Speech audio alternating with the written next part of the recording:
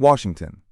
The House Rules Committee advanced President Donald Trump's big, beautiful tax bill late Wednesday after 21 hours of debate and amendments, sending the legislation to the floor where it was expected to receive a final vote early Thursday morning. The 8-4 vote to proceed out of committee was a victory for Republican leaders, who had spent the day making last-minute changes to the more than 1,000-page bill in an effort to win over both moderates and hardline conservatives. Speaker Mike Johnson has set a self-imposed Memorial Day deadline for passing the bill. No Democrats are expected to join Republicans in voting for it. One notable conservative holdout did not cast a vote in the Rules Committee, Representative Chip Roy, R. Texas. It was unclear late Wednesday whether Roy would vote to pass the tax bill when it ultimately comes to the floor. Johnson's narrow Republican majority means that the Speaker can only lose a handful of votes from his conference and still pass the bill on a straight party line vote.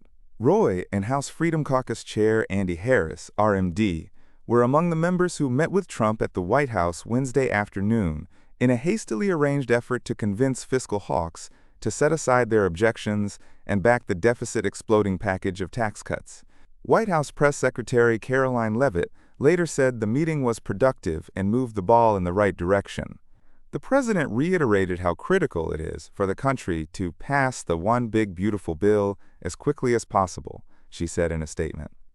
Meanwhile, markets tumbled Wednesday on concerns that Trump's spending bill would pass and lead to exploding federal deficits and weaker long-term fiscal health for the nation.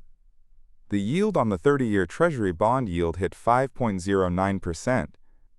The final version of the bill that passed out of the Rules Committee Wednesday contained a 42-page set of amendments designed to give each of the competing factions within the party a small victory.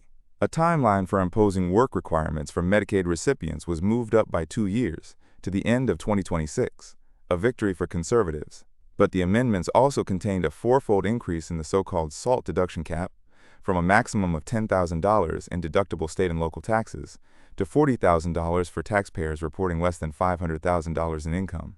The broader bill seeks to deliver on Trump's key campaign promises and includes provisions to make permanent Trump's 2017 tax cuts and eliminate taxes on tips.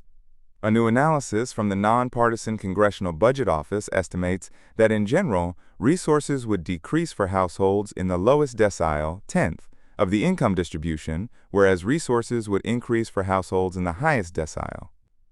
If the bill passes the full House, it still faces a complicated path through the Senate. The upper chamber will consider the legislation under a set of rules called budget reconciliation, which requires only a simple majority instead of the typical 60 votes required to move bills through the Senate. Nonetheless, several Republican senators have already said they will require significant changes to the bill before agreeing to vote for it.